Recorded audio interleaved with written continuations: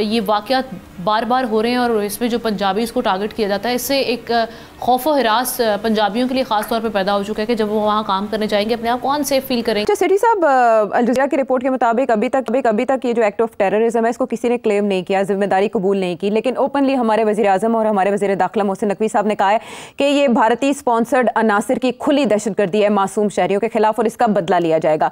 आप ये बदले वाली बात ना करें। कल वहाँ कुछ हो जाता है तो फिर आपका बयानिया खराब हो जाएगा कि हम तो इन्वॉल्व ही नहीं है इस चीज।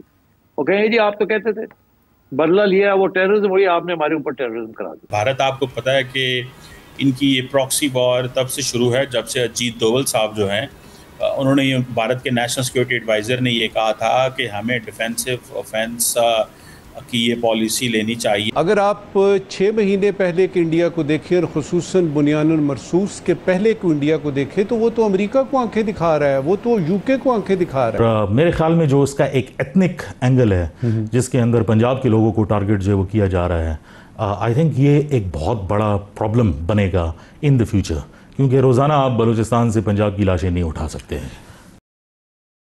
क्या यही मकसद नहीं है? मकसद यही है। तो कौन करवा रहा है? ये प्राइम मिनिस्टर मोदी की जो फॉरेन पॉलिसी है ये उसका हिस्सा है पाकिस्तान के अंदर, और इसमें उन्होंने काफ़ी ज़्यादा जो भले एथनिक ग्रुप्स हों या रिलीजियस ग्रुप्स हों सबको फंडिंग कर रहे हैं। ऑपरेशन सिंदूर इस शक्ल में जारी है, लेकिन उस जो जंग का खतरा है वो जब तक मोदी साहब बैठे हुए हैं, ये थिंकिंग बैठी हुई है, ये माइंडसेट बैठा हुआ है, पाकिस्तान के ऊपर खतरा मंडलाता रहे। दोस्तों नमस्कार। जब पहलगाम हुआ था तो कैसे हमारे लोगों को धर्म पूछकर टारगेट किया गया था और फिर हमने बदला भी लिया पाकिस्तान से इसका, और वो ऑपरेशन अभी तक चल रहा है। हमें लगता है कि अगर हमारी आर्मी एक्शन लेगी तभी वो माना जाएगा, लेकिन ऐसा नहीं है। वो ऑपरेशन प्रॉक्सी के जरिए भी किया जाता है जो इस समय हो रहा है पाकिस्तान में। जैसे इन्होंने हमारे लोगों का धर्म पूछा था वैसे ही वहाँ हो रहा है, क्योंकि वहाँ तो सब मुस्लिम है, लेकिन पाकिस्तान में पंजाब स्टेट का ही कब्जा है। जितनी भी मेन पोस्ट है वहाँ पर, जैसे prime minister, army chief, supreme court का जज, ये सब के सब पंजाबी हैं। और इसी वजह से जो बाकी के स्टेट है जैसे सिंध, बलोचिस्तान, खैबर पख्तूनख्वा बहुत हेट करते हैं पंजाब के लोगों से, और इसी वजह से केवल पंजाब के लोगों को ही टारगेट किया जाता है बाहर। वैसे ही पिछले कई सालों से हो रहा है बलोचिस्तान में, और कल भी वैसे ही हुआ।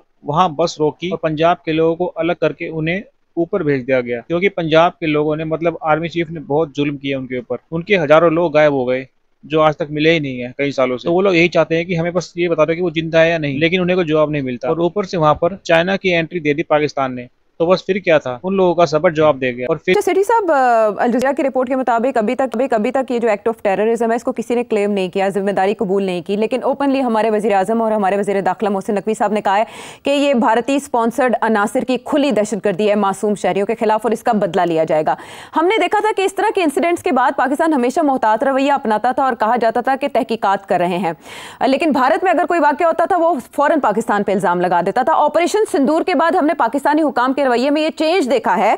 स्पेशली DGISPR भी इंटरव्यूज देते हैं तो वो खुलेआम ये कहते हैं कि ये भारतीय कार्रवाइयां हैं जो पाकिस्तान को गैर मुस्तहकम करना चाहती हैं। तो कॉलिंग आउट इंडिया नाउ जैसे अब किया जा रहा है, क्या इससे फर्क पड़ेगा इन कार्रवाइयों पर? आप ये बदले वाली बात ना करें।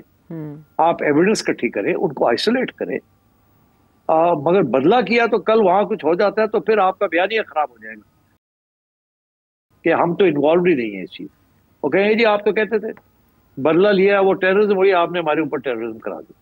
तो I think we should be little careful with this. मगर ये बयान देना कि हम बदला लेंगे, इसका जरा सोचना चाहिए कि आपने ये बयान क्या दिया है, या आपने अपनी आवाम के लिए दिया है ना, या आपने इंडिया के लिए दिया है। आपको पता है ना कि आर्मी चीफ का एक बयान आया था, इसी किस्म का था कि हम देख लेंगे इनको, जब पिछली दफा जो अटैक हुई थी हमारी ट्रेन से, याद है आप? जी, कश्मीर पाकिस्तान की शहरग है, हम भूल नहीं सकते जी। और उन्होंने कहा था कि ये मुसलमान हिंदू अलग हैं। जी, नजरियाती तकसीम की बात की थी। इंडिया ने इसको बहुत एक्सप्लॉइट किया है।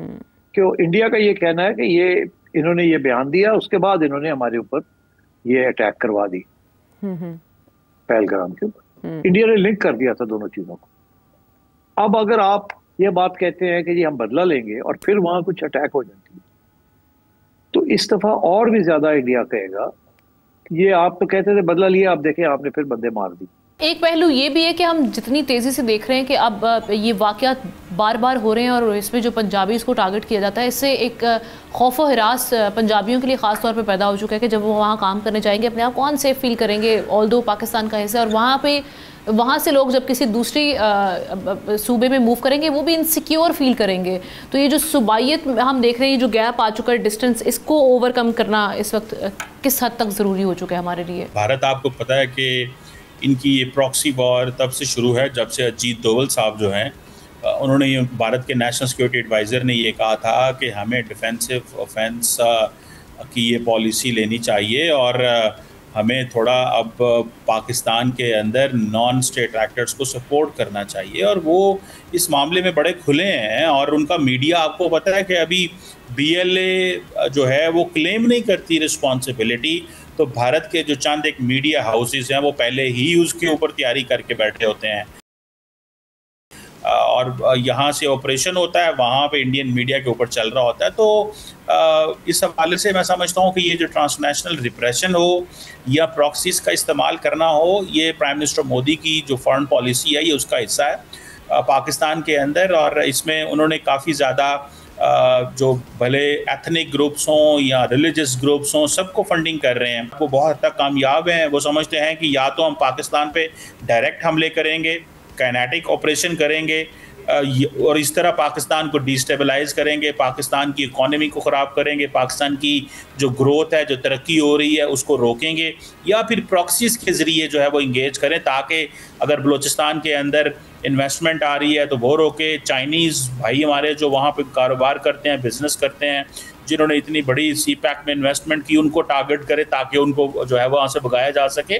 सो ये जो नॉर्मलाइजेशन पाकिस्तान के अंदर है उसको रोकने के लिए, और मैं समझता हूँ आज बलूचिस्तान के लोगों के पास बहुत अच्छा मौका है कि वो उठ खड़े हों। किस चीज़ का इंतज़ार कर रहे हैं कि ये चंद एक BLA के लोग जो बलूचिस्तान के शहरों में ही घूम रहे होते हैं और कई लोग नादान लोग जो हैं इनको पनाहे दे रहे होते हैं, जो नादान तो नहीं उनको कहना चाहिए, वो दहशत गर्दों की सपोर्ट में बैठे हुए हैं, जो जिन्हें सपोर्टर्स कह सकते हैं, फाइनेंसर्स कह सकते हैं, बेटर्स कह सकते हैं। मैं समझता हूँ कि ये उनके खिलाफ भी घेरा तंग होना चाहिए। साल 2025 में, इस साल 1 जनवरी से लेकर 11 जुलाई तक दहशत गर्दी के कुल वाक़यात 536 हुए, सिविलियन शहादतें 330, सिक्योरिटी एहलकार की शहादतें 568। ये मैं आपको सिर्फ 6 महीने का डेटा आपको देख लें कि इसमें कितना नुकसान हुआ है पाकिस्तान का, कितना पाकिस्तान को दहशतगर्दी का सामना है। और अभी कल रात को बलूचिस्तान में 9 पाकिस्तानियों को उनकी शनाख्ती कार्ड देख के कि उनका ताल्लुक पंजाब से है, उनको निकाला गया बसों से, उनको मार डाला गया। BLA ने ये दहशतगर्दी की कार्रवाई की है। ये तो बहुत अजीब सी कुछ मुझे सिचुएशन लगी है कि जनूबी वज़ीरिस्तान के करीब बलोच सेपरेटिस्ट पंजाबियों को बसों से निकाल के मार रहे हैं पख्तून इलाके में। You think this is something sinister?